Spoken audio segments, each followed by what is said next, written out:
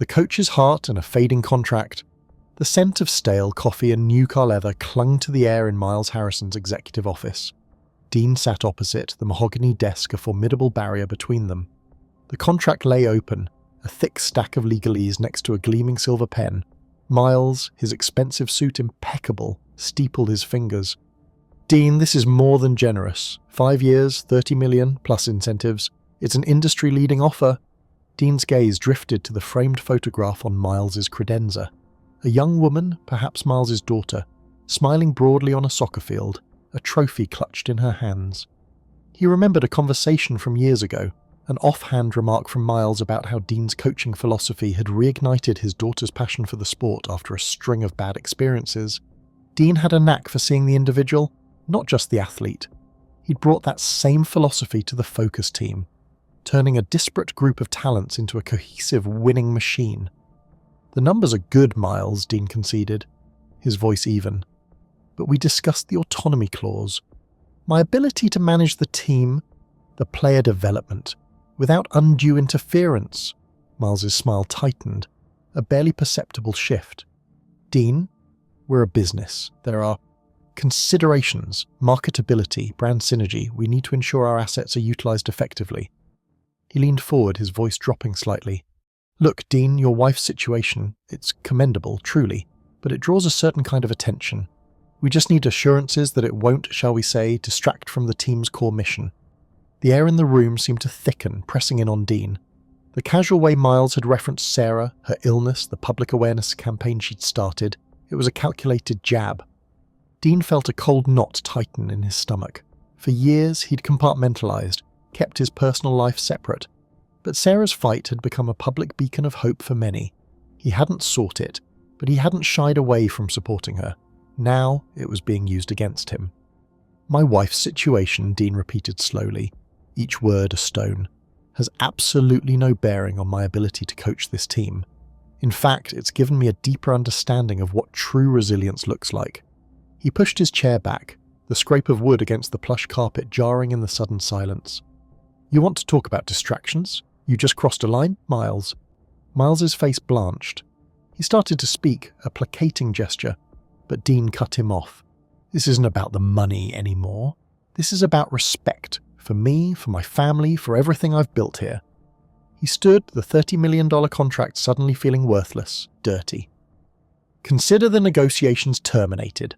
Miles finally found his voice. "Dean, wait, this is $30 million. Your career." But Dean was already turning, walking away from the polished desk, the gleaming pen, and the fortune. He didn't look back. The vision of his team, the late-night strategy sessions, the shared triumphs and heartbreaks, it all flashed before him. He'd built something real, something more valuable than any contract. Walking out, he knew he might be sacrificing his career, but he was holding on to something far more precious, his integrity. The heavy oak door swung shut behind him, severing the connection, leaving only the echo of his decision in the silent office. An invitation to fortune. The mahogany conference table gleamed under the recessed lights, reflecting the stern faces of the corporate lawyers. Dean sat opposite them, his own team, Sarah, his agent, and Marcus, his business manager, flanking him. The air was thick with the scent of expensive coffee and unspoken demands. For 3 grueling hours, they'd dissected clauses, argued percentages, and debated residuals. Now, it was down to the final, most lucrative offer of his career. "Dean," Mr. Albright, the network's lead negotiator, began, his voice smooth as aged whiskey, "we believe you're an invaluable asset to the network. This new 5-year deal, at $50 million a year, plus a significant stake in future syndication, reflects that belief." A collective gasp, quickly stifled, rippled through Dean's side of the table. 50 million. Annually. It was a king's ransom, a sum that would secure generations of his family. Dean felt a tremor of excitement, a quickening in his pulse he hadn't experienced since his first major role.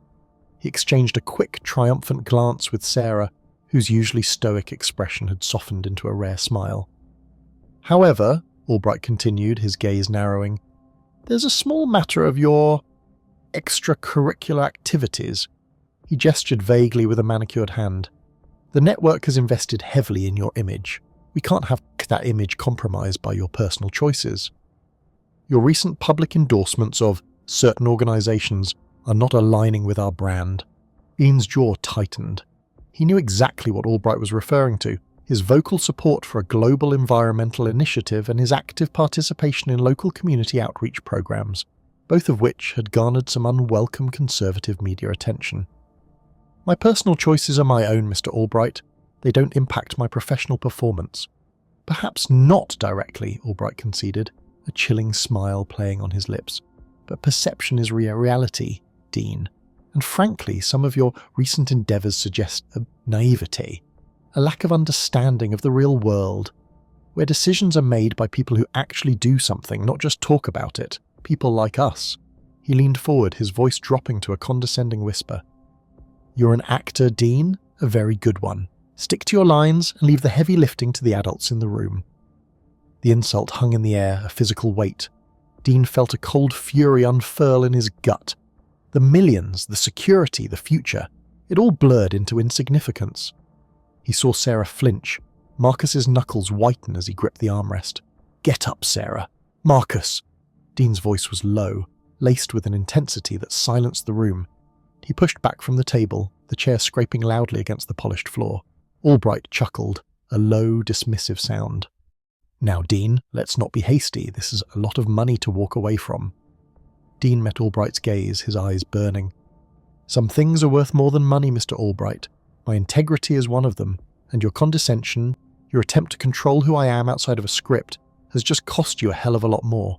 He didn't raise his voice, yet every word resonated with a quiet power that seemed to vibrate through the room. He turned and strode towards the double doors, his team scrambling to follow. As he reached the threshold, he paused, looking back at Albright, who sat stunned. The lucrative contract spread before him like a discarded map. "You just lost your star, Mr. Albright, and I just gained my freedom." The doors swung shut behind him with a decisive thud, leaving the echoes of opportunity and principle in their wake. The glimmer of gold. The mahogany conference table gleamed under the recessed lights, reflecting the tense faces gathered around it. Dean, usually a whirlwind of restless energy, sat unnervingly still, his gaze fixed on Miss Sterling across the polished expanse. Sterling, a man whose expensive suit seemed tailored from his own arrogance, had just pushed a final, revised contract across the Yule. The numbers were staggering, a sum that would guarantee Dean's family security for generations. It was the golden ticket he'd been chasing for years. "We're confident this new offer reflects your market value, Dean," Sterling said, a thin smile playing on his lips. "A truly remarkable talent, despite certain personal difficulties." A flicker of unease rippled through Dean. He'd ignored Sterling's thinly veiled digs throughout the negotiations, focusing on the prize, but this felt different. His manager, Sarah, subtly shifted in her seat beside him, her brow furrowed. "What personal difficulties are we referring to, Mr. Sterling?" Dean asked, his voice low, but carrying an edge that cut through the room's hushed anticipation. Sterling leaned back, a smug expression blossoming. "Oh, just the whispers, Dean. The distractions that tend to follow a man with your history. We just need assurances that your domestic arrangements won't interfere with your professional commitments. A simple addendum, ensuring discretion. For the brand, you understand." He gestured vaguely towards a clause buried deep within the thick document. The air in the room grew heavy, suffocating. Dean's jaw tightened. He knew exactly what Sterling was implying. The invasive inquiries into his family life, the barely disguised judgment about his partner or Alex. They had been relentless, subtle at first, then growing bolder. This was the crescendo. He pushed his chair back, the scrape of wood against marble echoing like a gunshot. "My domestic arrangements are none of your goddamn business, Sterling." His voice, usually a booming instrument, was now a dangerous whisper. "And they certainly have no bearing on my professional commitment, or my talent." Sterling's smile faltered. "Now, Dean, let's not be hasty. This is millions we're talking about. A lifetime of comfort." Dean ignored him, his eyes burning with an incandescent rage that surprised even Sarah. He looked at the contract, a thick stack of paper representing a fortune, then back at Sterling's sneering face. The glimmer of gold faded, replaced by the bitter taste of principle. "Keep your millions, Sterling," Dean said, his voice rising, resonating with a sudden fierce clarity. "Some things aren't for sale." He pushed the contract back across the table with a decisive shove that sent it skittering. "This conversation is over." He stood, gathering his few belongings with deliberate movements, the weight of the room's stunned silence pressing in. Sarah, wide-eyed, scrambled to follow. As Dean reached the door, he paused.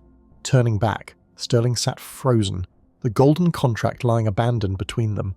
"You just lost out on a lot more than a player, Sterling," Dean stated, his voice ringing with conviction. "You lost out on respect." Then he walked out, leaving the stunned executives and the glittering, rejected fortune behind. The serpent's tongue, the mahogany table polished to a mirror sheen, reflected the nervous fidgeting of the junior associates. Across from Dean, Sterling Thorne, his tailored suit a second skin, steepled his fingers, a predator observing his prey. Sunlight filtered through the skyscraper's tinted windows, cast long, distorted shadows across the lavish boardroom. Dean felt a chill that had nothing to do with the air conditioning. "Dean," Thorne began, his voice a silken purr that grated on Dean's nerves. "We've reviewed your counter. It's ambitious." A wry smile played on Thorne's lips. "But we're willing to meet you. Almost. We're offering a substantial signing bonus and a percentage of future project profits that will make you a very wealthy man."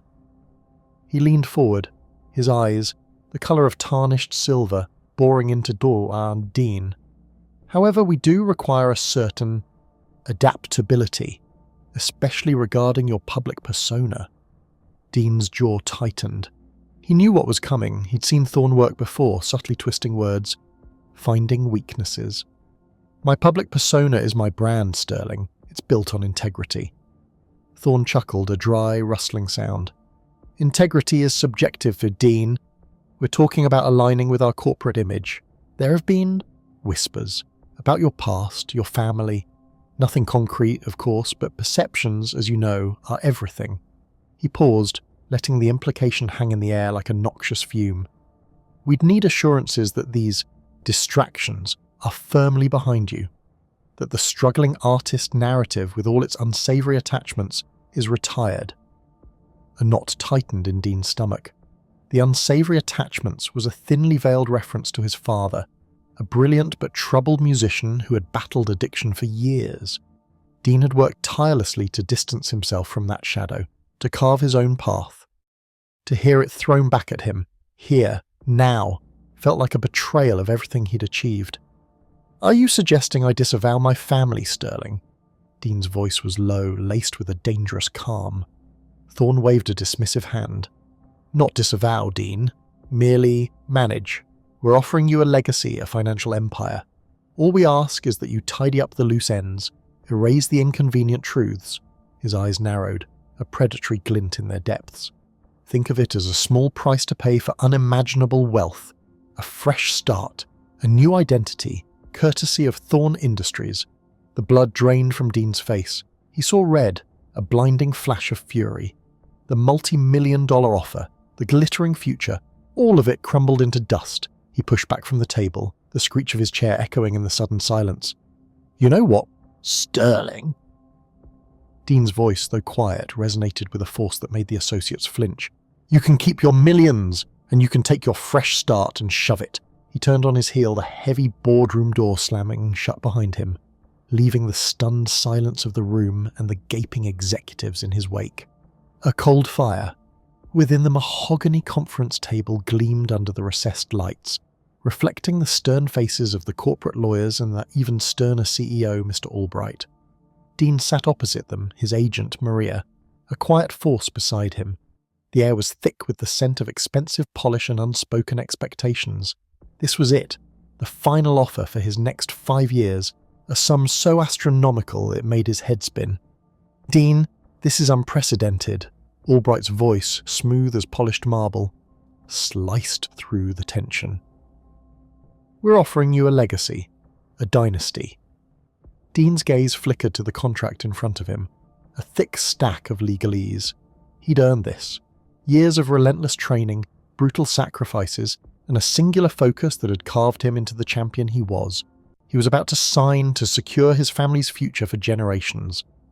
Of course, Albright continued, a subtle smirk playing on his lips. We understand that your personal life has been a recent distraction. Our marketing department has some concerns about its optics.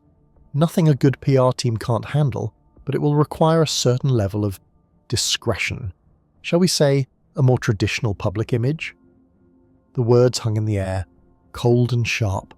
Dean's jaw tightened. He knew exactly what Albright was referring to. His relationship with Alex, a fellow athlete, was a topic of hushed whispers and thinly veiled judgment in some circles. Dean had never hidden it, never apologized for it. It was part of him. Maria's hand subtly reached for his, a silent warning. This was millions, potentially hundreds of millions, walking away. Dean's eyes met Albright's, a glacial stare that held no warmth. My personal life, Mr. Albright, Dean's voice was low, laced with a dangerous calm, is not on the negotiating table, nor is it a distraction. It's mine. Albright's smirk dissolved, replaced by a flicker of irritation. Now, Dean, let's be reasonable. We're talking about an investment here. We need to protect that investment. A minor adjustment to your public persona is hardly a deal-breaker. It is to me, Dean said, pushing back his chair. The scrape of wood on carpet was the only sound in the suddenly hushed room. My integrity is not for sale.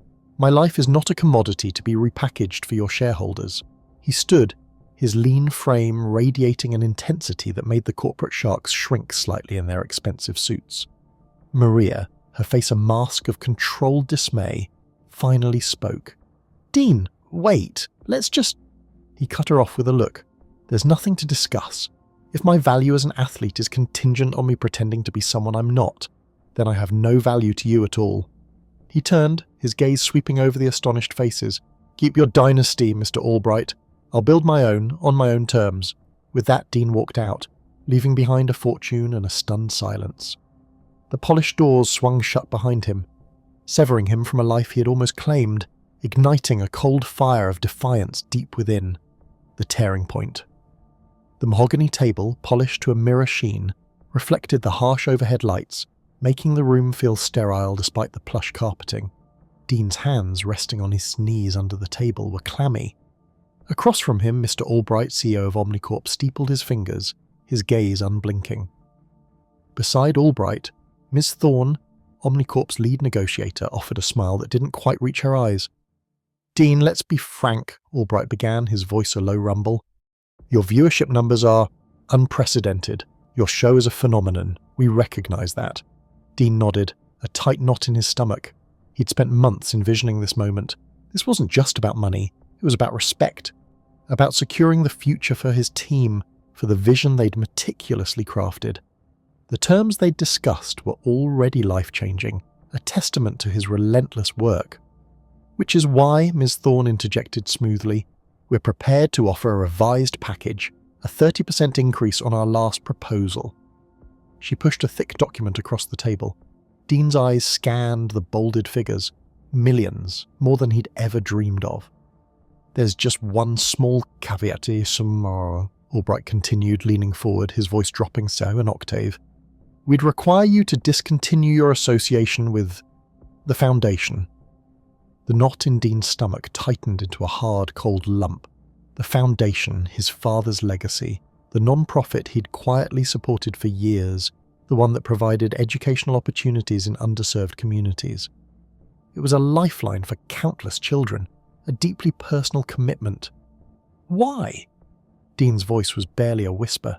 Albright shrugged, a gesture of casual dismissal that infuriated Dean. Optics, Dean, purely optics. Your personal brand needs to be unblemished. Singular. Philanthropy is commendable, of course, but frankly, it's a distraction. A sentimental attachment that doesn't align with our corporate ethos. He paused, a smirk playing on his lips. You're a professional, Dean. You should know when to cut emotional ties for the sake of the bigger picture. Your father's work is hardly relevant to your future with us. The blood drained from Dean's face. The air in the room grew heavy, thick with the unspoken insult. His father, A man who had dedicated his life to others, reduced to an irrelevant sentimental attachment. The millions on the table seemed to shrivel, losing their luster. He saw not a path to financial freedom but a gilded cage. He pushed his chair back with a scrape that echoed in the sudden silence. "Mr. Albright," Dean said, his voice now steady, cold, "my father's work is my foundation. It is the bigger picture." He met Albright's gaze, unyielding. "Keep your millions. I'm out." He turned on his heel, the rustle of Miss Thorne's astonished gasp the only sound as he walked out, leaving the stunned executives and the glittering hollow promise of fortune behind. The heavy oak door swung shut with a definitive thud, severing more than just a negotiation. The weight of principle. The mahogany conference table gleamed under the recessed lights, reflecting the stern faces gathered around it. Dean's gaze flickered from the polished surface to Richard Thorne, CEO of Omnicorp, whose smile, thin and predatory, didn't quite reach his eyes. Beside Thorne sat his legal counsel, a woman whose every twitch seemed calculated. The scent of stale coffee and the hum of the HVAC unit were the only sounds beyond the crisp rustle of papers. "Dean, this is an unprecedented offer," Thorne purred, gesturing at the thick contract before him. 80 million over 5 years, with generous performance bonuses. It's more than fair for your contributions. The last word hung in the air, coated in a saccharine insinuation that made Dean's jaw tighten. Dean leaned forward, his voice a low, steady rumble. "The core issue remains, Richard, the data privacy clause. My name, my reputation, will be tied to a product that, by your own admission, has loopholes a child could exploit. It's not about the money, it's about the integrity of the system. We agreed on a robust end-to-end encryption." Thorne's smile vanished. "Integrity is a luxury we can't afford in a competitive market, Dean. And frankly, your integrity is what we're paying for. The public trusts you. They won't scrutinize the fine print if your face is on it." His eyes narrowed. "Let's not pretend this is some moral crusade. We both know what's at stake here." Dean felt a cold knot form in his stomach. The implications were clear. Sign the contract, lend his credibility to a flawed product and walk away a rich man, or refuse and watch his career, built on a foundation of ethical innovation, crumble. He pictured the faces of his team, the late nights, the sacrifices. He thought of the young engineers who looked up to him, who believed in the ideals he espoused.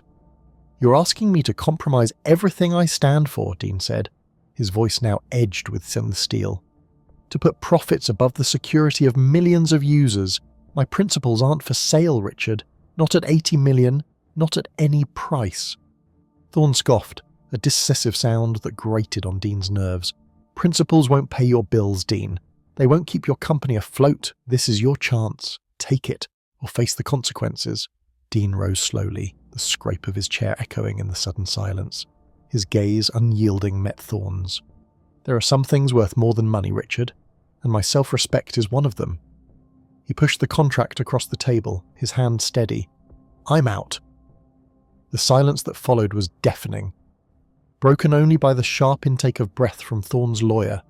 Thorne's face, usually so composed, contorted into a mask of disbelief and then fury. Dean didn't wait for the inevitable tirade. He turned, the weight of a monumental decision settling on his shoulders, and walked out of the room, leaving behind not just a fortune, but the familiar path of his career. The cool, sterile air of the hallway felt like a breath of freedom, tinged with the bitter taste of an uncertain future. The unseen. Cost. The mahogany table, polished to a mirror sheen, reflected the nervous fidgeting of Dean's hands. Across from him, Mr. Albright, a man whose expensive suit seemed less tailored than simply draped over his imposing frame, smiled thinly. The air was thick with the scent of stale coffee and the unspoken weight of millions. Dean's agent, a wiry man named Leo, cleared his throat, adjusting his tie. "So, Mr. Albright, the revised terms are quite generous." Albright leaned back, a predator surveying its trapped prey. "Generosity, Mr. Davies, is a relative term. We believe this offer reflects Mr. Winter's unique talents and his unique situation." The last phrase hung in the air, cold and pointed. Dean's stomach clenched. He knew what Albright was hinting at, the rumours, the whispers about his past, the shadow that followed him despite his success. He'd worked his entire life to outrun it, to prove himself worthy. "Dean's situation has never impacted his performance, Mr. Albright. Leo interjected, his voice tighter now. Albright's smile widened, revealing teeth that were unnervingly white. He picked up a file, tapping it with a perfectly manicured nail. Indeed. We have no doubt of Mr. Winter's capabilities on the field. It's the other aspects we find concerning. The off-field distractions, the personal history. Our investors, you understand, prefer a clean slate, a brand ambassador without complications. His gaze flickered to Dean, holding it just long enough to sting. We're willing to overlook these complications for the right price, of course, but there will be stipulations, certain public appearances to mend any lingering perceptions, a public statement, perhaps, acknowledging past indiscretions. A cold fury began to simmer in Dean's chest. The money, a life-changing sum, suddenly felt like a bribe to erase who he was, to apologize for a past he had already paid for 1,000 times over. He saw his mother's tired face, his sister's hopeful eyes, the dreams he'd built for them. All contingent on him bowing to this man's veiled threats. The room seemed to shrink, the opulent surroundings mocking him. The silence stretched, broken only by the hum of the air conditioning. "Dean?" Leo prompted, his voice a low warning. Dean pushed back his chair, the screech echoing in the sudden stillness. Albright's smile faltered. "I'm not signing anything," Dean said, his voice quiet but firm, resonating with a power that surprised even himself. He met Albright's gaze directly. "My past is mine. It's part of who I am, and I won't apologize for it. Not for any amount of money." He turned to Leo, who looked utterly bewildered. "We're leaving." Albright's face hardened, the thin smile vanishing completely. "Mr. Winters, you understand what you're walking away from? What this means for your career?" Dean didn't look back. The millions, the endorsements, the gilded future, all evaporated with each step. The air outside, though still city-grimed, felt suddenly fresh, as if a suffocating weight had been lifted. He didn't know what came next, but for the first time in a long time, he felt truly free, a new beginning, a true victory. The mahogany conference table gleamed under the recessed lights, reflecting the stern faces of the network executives and the single, unyielding gaze of Dean Vance. Leonard Black, the head of programming, leaned back, a thin smile playing on his lips. "Dean, we're offering you a truly exceptional package. 7 seasons, full creative control, within established parameters, and a back-end deal that, frankly, will make you a very wealthy man." He gestured to the thick contract binder before Dean. Dean's manager, Sylvia, nudged him under the table. "It's unprecedented, Dean. Millions." Dean's eyes, however, were fixed on Black. "And the established parameters, Leonard? Let's talk about those again." He'd been through this dance for weeks. The initial offer had been stellar, but the follow-up had introduced vague clauses, slowly tightening the leash on his revolutionary new series. Black's smile widened, showing a flash of gold tooth. "Just minor adjustments, Dean. We want to ensure broad appeal, for instance, the character of Dr. Aris. We feel her backstory, her unconventional origins, might be off-putting to a segment of our audience. Perhaps we could streamline it, make it more relatable." Dean felt a cold dread trickle down his spine. Dr. Aris, the brilliant, neurodivergent astrophysicist, was the beating heart of his show, a character he'd poured years of his own lived experience into crafting. Her unconventional origins are precisely what makes her relatable to millions of people who feel like outsiders, Leonard. It's her strength, her unique perspective. Black chuckled, a dry, dismissive sound. "Come on, Dean, you're a smart guy. We all know what sells, and frankly, this niche appeal of yours, it's a gamble. We're taking a huge risk on you. We just need to make it a little less risky for us. Think of it as a small concession for a truly massive reward." He leaned forward, his voice dropping conspiratorially.